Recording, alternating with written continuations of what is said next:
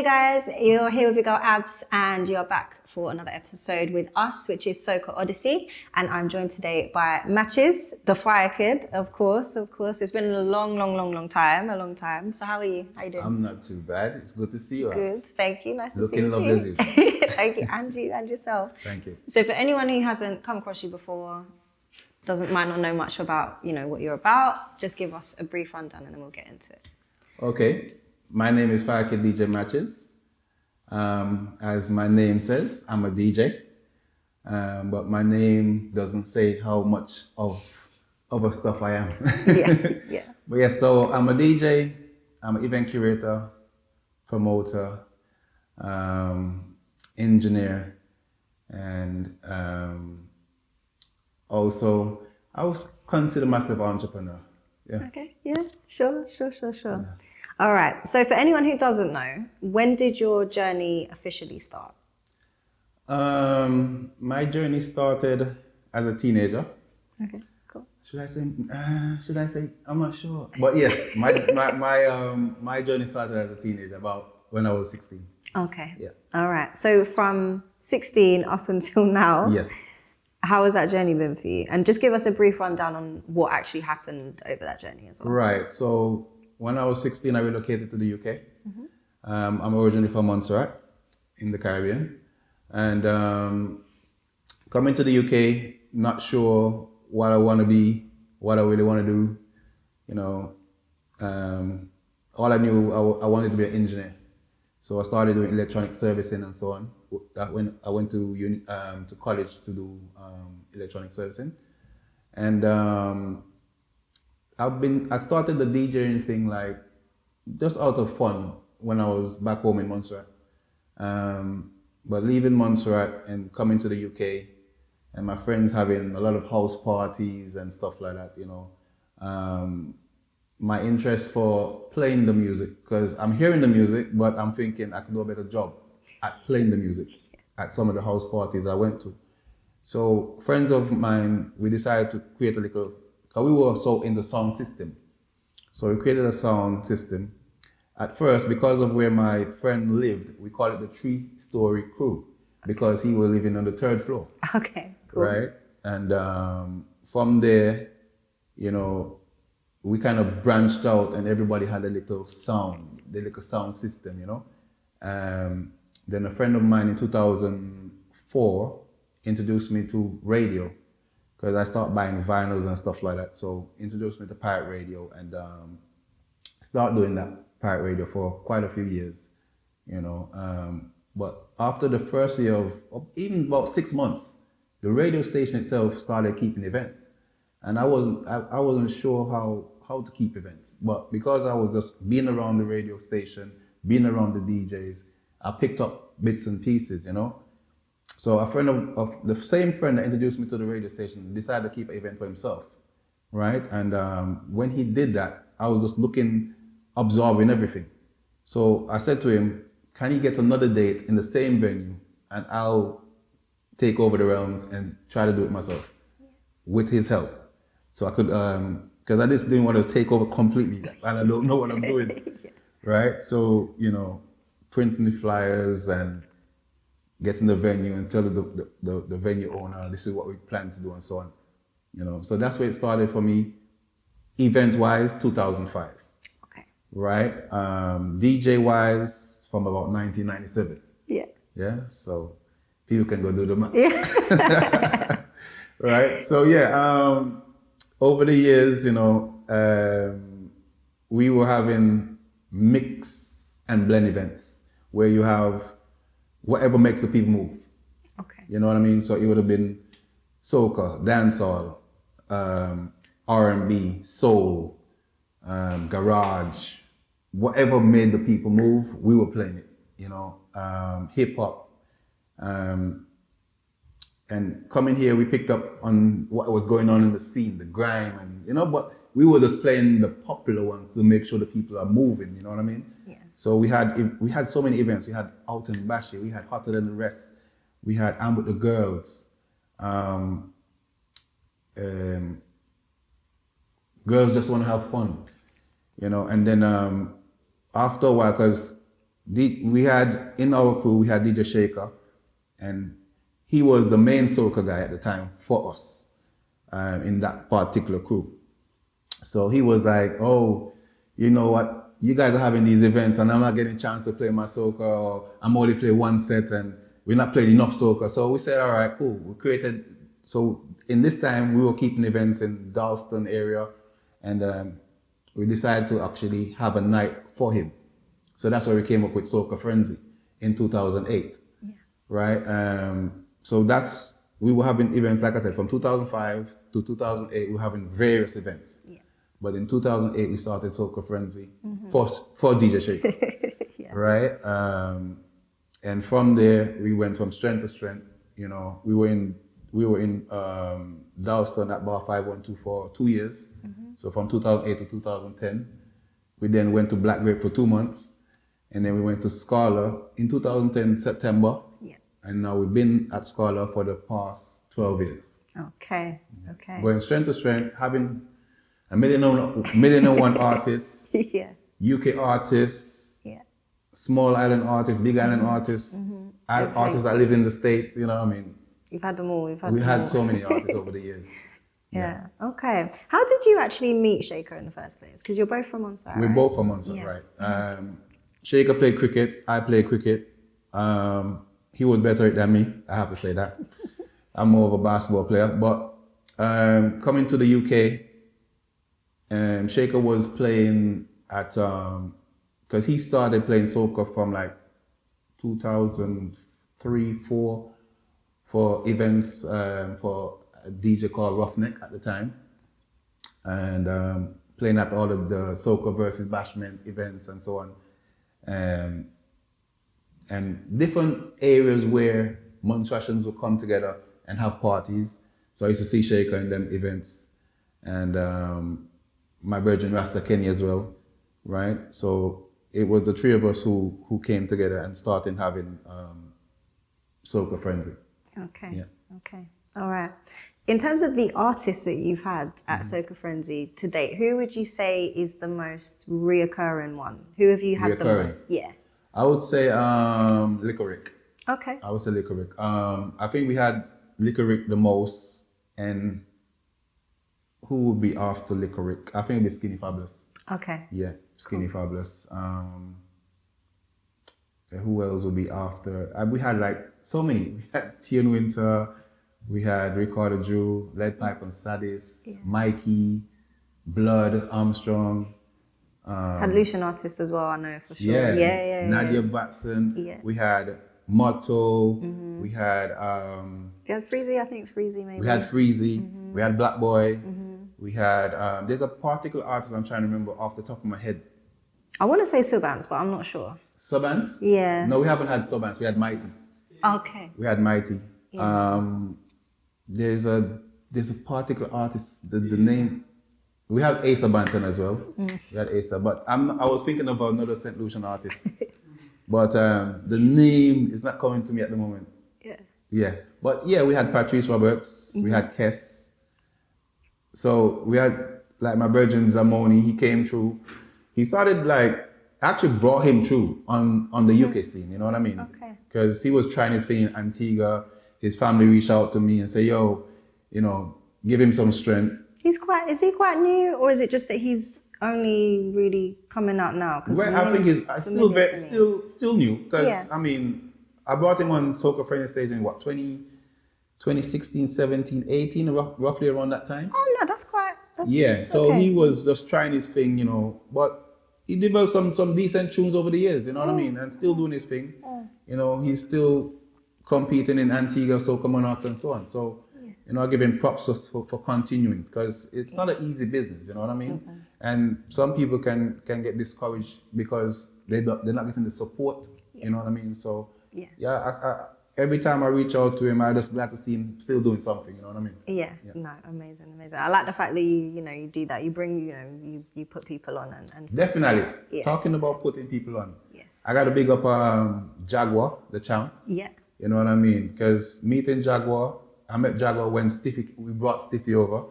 I met Stiffy, also Hypersounds. Yeah. But there's particular artists that we bring that certain promoters don't bring.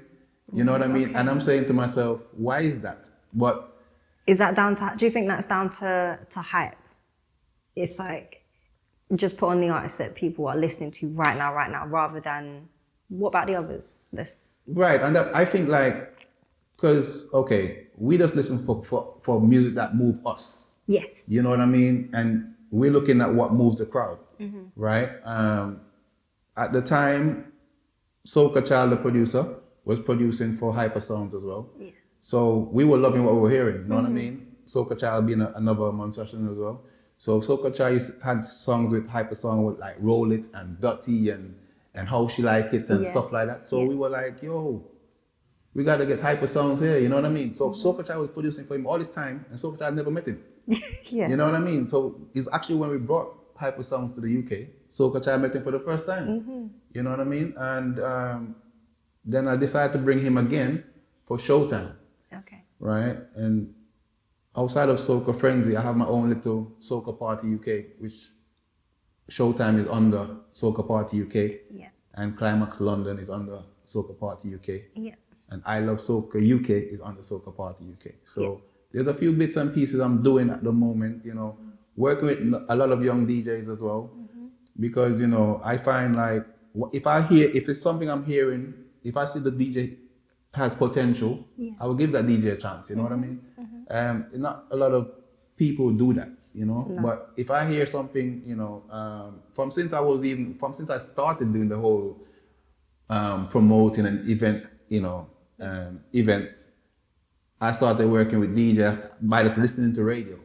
You know, there were so many pirate radio stations at the time, and I'll give DJs a chance judging from what I'm hearing, you know what I mean? And coming now, like to where we are now presently, I'm seeing a lot of the DJs still doing their thing, and I'm happy to see that after all these years, you know what I mean? Yeah. Are there any in particular, obviously not to try and, not for favoritism or to forget anyone, but just if there's one just that you can just kind of pluck from your mind that kind of, you know, has started and you did notice them and they're doing really, really well at the moment? Well, I wouldn't say I was the one who started it, Yeah. but he was doing his thing. Yeah. But due to what he was doing, I gave him bookings, you know what I mean? So I'll big up Sir DJ Corey. Okay. Saw Triple M doing his thing as well. DJ Tate, Yeah. you know, even Amani HIC. Let me take the HIC off. He don't like that no more. So big up Amani. Yeah. You know, I was the one who really pushed him. You know, he was telling himself, you know what I mean? Pushed him to get on, and then we start having him do the warm-ups at Soca Frenzy, you know. And now he's getting a lot of bookings, which I'm quite happy about, you know. Yeah. And there's other DJs, you know, I've seen doing their thing, you know. And I've booked them over the years because of what they're doing. You know, 20. Yeah. So many, you know. But I'm just glad to see people still out there doing things, getting bookings, you know. Yeah. That's the main thing. Now, with Soca Frenzy, you told me that there is a change, which I was kind of surprised by. So just tell us what that change is for anyone who maybe was going to Soca Frenzy a lot prior to lockdown, and then maybe stopped and then isn't quite up to date with what's happening. Right, okay. So, like I said, we started Soca Frenzy in 2008, and so it's been 14 years, right? So going through the lockdown, you know, we were thinking how we were going to come back. Because, you know, when you're keeping events on a monthly basis, because we were keeping events from 2008 every month. Yeah, Soca consistently Frenzy as well. every month, Consistently, yeah. I think we must have missed 1 month out of in that like 12-year period. Yeah. You know, so it's like between 2008 and 2020, 1 month is what we missed. And that's over 100 and plus events, you know what I mean? So we were thinking how we would have come back from the pandemic. And I said, you know, I mentioned to Sheikh, what about us just reducing the frequency so we can look at other things? You know what I mean? Because we're in one venue doing so much, you know? So that's where we decided to, you know, do every other month. So it'd be like from February, April, then June, and so on. You know what I mean? So it'd be every other month. Yeah. Yeah. Yeah, okay. And how have numbers kind of picked back up coming back from lockdown? I would say, okay, so we came back August last year, August 2021. It was a sold out event. Yeah. You know, people were hassling for tickets, you know, people were trying to sell tickets online and stuff. Yeah. You know, September was good because at that point we decided let's finish the year first before we reduce the frequency. So it was August, September, October, November, December. Then we swap over to February. So we start, Right. you know, Reducing them. right, reducing the numbers. But from August straight to December, it was perfectly fine. You know what I mean? Yeah. We were getting 700 plus people for each event. You know, and like I said, the August one sold out, which was 1,000 plus people. Mad. You know. Mad. So it was all good. You know what I mean? Going from strength to strength at this present time, after doing it for so long, you know what I mean? Can't complain. People still have a love for the music. Yeah. You know what I mean? And I'm just, for me personally, I'm just trying to see how things can be presented in a way to bring more people into it without damaging what we have created. Yes. You know what I mean? Because as much as you want to bring more people, you want those people to have the love for the music, not just come there, stand up and look at the people who was having a good time. Thank you. Yes. Yeah. I think that's very important. It is. How easy was it for you guys to make that decision to reduce it down? Because I feel like if you've got something there that's you know you're always consistent with, Right. And you've always got a good turnout, you might be thinking, oh, should we do this or should we just keep it as it is? Well, okay. You see, I think just before the pandemic, you know, a lot more event curators, a lot more promoters start coming through. You know what I mean? And for me, I never believe in stifling talent. You know what I mean? So I was like, bro, there's so many people coming through.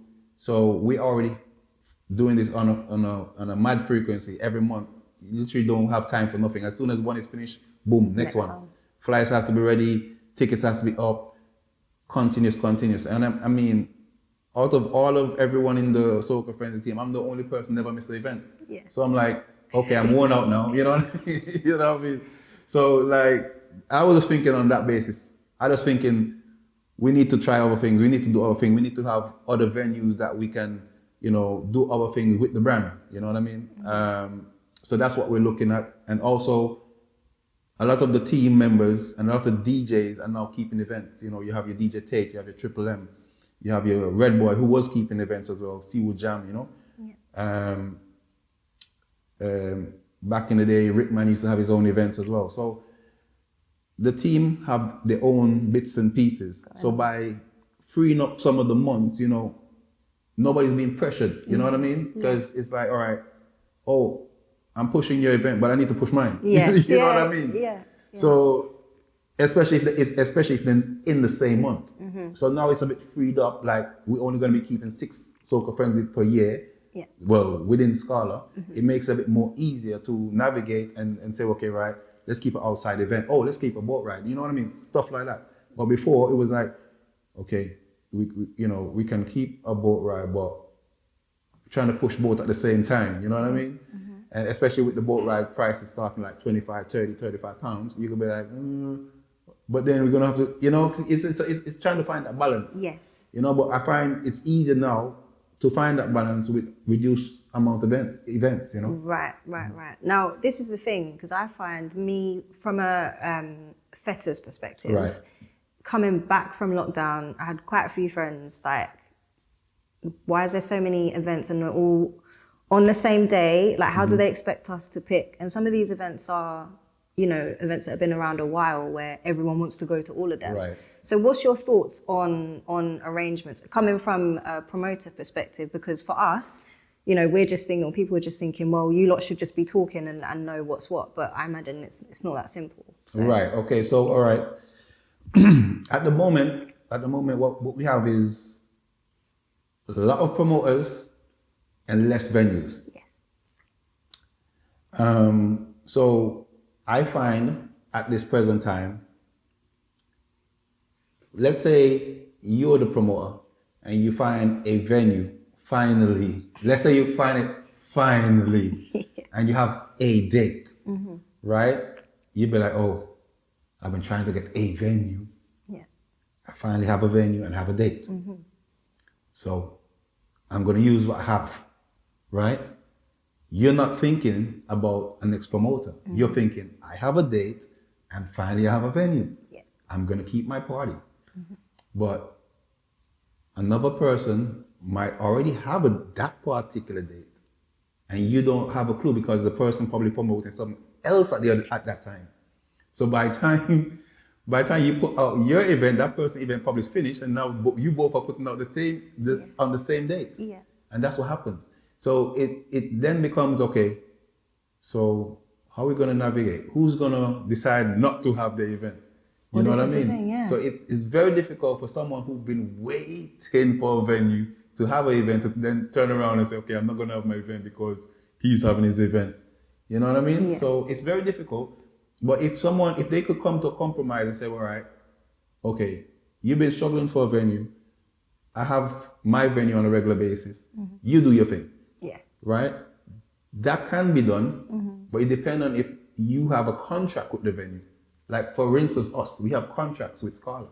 So we can't just say, all right, we can't keep our venue because somebody else is on our date. Yeah. We have to keep our event. Right. You know what I mean? So it's not as simple. But if it's a case of you don't have a contract, but you have access to a venue, then that's different. Yeah. You could probably say, all right, keep your event. Let me find out if my venue can give me another day. That's You've cool. got flexibility, But right? it's not always the case. No. And I know it's upsetting because then you divide the ravers and make you think, well, I want to be at that party, but I can't go at both at the same time. You know what I mean? You can't, no. Unless you're going to be going in with your favorite DJ and leaving with your favorite DJ. Yeah, you know exactly, what I mean? exactly. Or unless someone has a day party and someone has a night one, you could work in that sense. Yeah. Another assumption people make is that all of the DJs on the UK, all the DJs on the UK soca scene are in one big group, and you lot must know and chat and da. Is that the case? I don't know about all the DJs. All I know, I have You're all of my select. DJs in my team. I'm in that group with them. Yes, yeah. Right, but not all the DJs in one group. Well, if they are in one group, I'm not in that group. You know what I mean? So that much I can say. Well, at least you clarify it because people do make that assumption. Yeah, we're not in all. Well, from what I know, we're not in one group. Okay. If you get added to a group soon, then you know it's because of this. People are like, oh my god, he knows about the group. Well, now, so. hey, I'm not in the group, so you could probably add me. Yeah. But yeah, I don't know about. All right, say for instance, I'm having an event, then I'll create a DJ group. Yeah. You know what I mean? Because my events, I try to work with like 15 to 20 to nearly 25 plus DJs. Yeah. So if that's the kind of group they're talking about, then yes. But that group is not going to stay open for too long. No. As soon as the event is finished, that Then group you is close closed. it, exactly. But I think people make the assumption that most of the DJs, or the main DJs on the UK soca scene, no, they must be in a group. But Not that I'm aware of. Sorry. Not that I'm aware of. right. No. Okay. Cool. So you also have been doing radio as well. Yes. With Rasta Kenny. So talk to us about that as well. Basically, what we find is where radio is concerned, not many people out there playing the soca in a way that they're breaking the soca. So it's a case of, all right, whatever is hype, they're playing that. Yeah. So everybody who was doing Insta Live and Facebook Live and Twitch and all these things, they were playing music, yes, but they weren't playing music to break music. They were playing music just to keep a hype. Mm-hmm. You know what I mean? We were like, bro, that's not what we're about. Since 2008, we were about breaking music. A lot of music that people are dancing to, even to now, is music that we broke back from 2008, 9, 10, 11. Yes, yeah. You know what I mean? So, and like I mentioned to you about some of the artists and the producers that we have around us, mm-hmm. A lot of people don't even know that people around us is the people who produce those songs. Yes. But we have them jamming to it because we're playing it. Yes. You know what I mean? Yeah. So this is the thing. We might hear something, and once we get new music, we're playing new music. If it's a particular song that we think that song has potential, we're playing it. Because even up to now, there's a rhythm called The Gas Station. Yeah. It's executively produced by DJ Steven, right? Mm-hmm. And I find in the UK, they still haven't caught on to it yet. And in the States, it doesn't get played much. Played much. It's doing things. This is the thing. I feel like we're a bit behind. And it's strange. Yeah. It's strange because literally we're hearing the music roughly around the same time. But it's just a thing where I find like DJs are not brave enough to play these songs. You know what I mean? And even if they're not brave enough, if you having a Insta live or Facebook live or Twitch, that's play kind them of the then. perfect time to do it. Yeah. Play them then. You know. Yeah, because I guess in a party you're thinking, Yeah. oh, I'm not going to get the reaction I want. And that's what it is. da-da-da-da-da. That's what it is. It's about the reaction. People feel like, oh, if I don't get the reaction, I'm not going to get the bookings. You know what I mean? So a lot of DJs are forced to almost repeat songs because they feel like, boy, hey, I don't want to flop. Yeah. You know? Yeah. And I'm saying, as an experienced DJ, you have to take risks. You have to, even if it's just one risk, you have to take a risk. Yeah. If you believe in a song, play that song. And one song's not going to hurt. Yeah. And maybe if the reaction's really that bad, you If could the just, reaction is bad, have your next song prepared. lined up, ready. Exactly. That's it. Just take at least one risk. That's all I'm saying. Yeah, for sure. So with that then, with the radio show itself, you know, how do you see it going? You know, how's it been going in comparison to maybe what you were thinking from when you started doing it? Right. So, like I said to you earlier, just before we started, we back in the day we had Soca Frenzy Radio. It's still on and popping, but I find like our listeners are mainly based in the US and in Canada, right? So even if we don't get the reaction from the UK, we know we're still pleasing our listeners in these places because we could see the numbers, you know what I mean? And also when we finished the radio show, I put it up on my YouTube page and I could see the listenership and stuff like that, see the views, you know, check the analytics and see who's listening, you know what I mean? But where the radio show is concerned, I mean, we can even do things a bit more better, but it's all about time. You know, time is such a thing where, especially if you're a working person, if you're doing that full time, fair enough. But if you're a working person, as soon as a Friday is finished, then you got to go play events, then you got to go back to work Monday to Friday, then you got to go do the radio show. It's like you're limited with time. Yeah. So I'm not really a flyer designer or stuff like that. I could dibble dabble, but I'm not a flyer designer. If I had someone that can do that kind of stuff for me, as soon as one radio show is finished, that person is ready for the next one, then fair enough. But you're gonna need to find the resources to do something like that. You know what I mean? So I just find like we're doing our part, playing the music, trying to break new music, trying to make people hear certain music, and it's just the bit where promoting the radio show we kind of slacking on that bit, you know, because again, time, you know, everything you kind of put your mind to can be time consuming, right? And you know, I just find that we can make it better, but it's just to find the right time to get it done. Yeah. You know what I mean? But at this present time, you know, we at this present time we're working on the sound quality because we were using certain software that I think we could have gotten the quality better if we use a different software. So we're working on that at the moment, and then we can then turn our attention to how we're going to go about advertising the show a bit more. Because once you have the quality right, then you can then get everything else together. You know what I mean? And go from there. Yeah. Cool. Amazing. All right then. So just for, you know, more kind of near future stuff, is there anything we don't know about? Any exclusives you want to give us? Well, okay. So earlier I mentioned that I have events on the Soca Party UK. At this present time, I'm pushing my I Love Soca UK. It's a thing I had for years. Like the brand was there for years, but it's just a case of time. And they say, well, now is the time. You know, so in March we had Super Nitro birthday bash. So it was I Love Soca UK meets Back It Up. So up next would be I Love Soca UK Excite. It's like a pre-carnival party. You know what I mean? It's about carnival vibes, and this particular party is set up in a way that it gives you every variant of soca. So you have the new school room, you have the old school room, you have the room that plays bashment soca, you have the room that plays dennery, you have the room that, so literally it's 3 rooms, but it's new school soca, Yeah. old school soca, and a room that has all the variants. So kind of like a Soca Frenzy vibe in terms of the different areas, but just the different. But it's slightly different Yes. because with Soca Frenzy you have like a bashment room kind of thing. Yeah.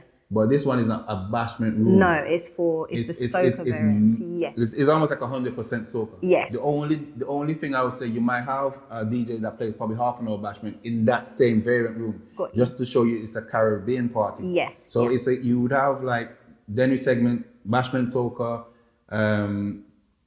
There's bouillon. You know, there is what you call it, kadans, zouk. So much variants of soca, but that will be played there, you know, because I chose specific DJs to play that, you know what I mean? You know, you have your Trini Zest, you know what I mean? So I choose specific DJs to fill in those spots. Makes sense. Yes. Makes sense. All right. Well, it's been great having you. Great to see you in the flesh. Yes, likewise. Yes. Likewise. Yeah. It's been a while. Yeah, it has. Well, apart from coming across you on the odd boat ride here and there. Yes, that's true. So that means the last time I must have seen you was Carnival last year, probably. Yeah. Not even Carnival, the virtual Carnival. Yes, virtual Carnival. Exactly. Yeah. So yeah, but it's been great to have you. If you can just plug your socials so everyone knows where to find you, your mixes, your events. Right. So it's DJ MATCHIZ UK on all platforms. DJ MATCHIZ, like the cap says. On all platforms, and also you could follow at Soca Party UK, you could follow at Soca Frenzy, you can follow at I Love Soca UK as well. Brilliant. Oh, and don't forget the radio show. Let me not forget. See, that's what I'm saying. So much things going on. It's Island Vibe Radio Show. You can follow us on Instagram as well, and you can follow us on YouTube, and you can follow my Twitch. Like I said, DJ MATCHIZ UK. Brilliant. Perfect. All right. Thank you for coming. Thank you for having me. Brilliant. All right then. Well, thanks for tuning in, guys. This was another episode of Soca Odyssey, and we will be back next week, so make sure you don't miss it.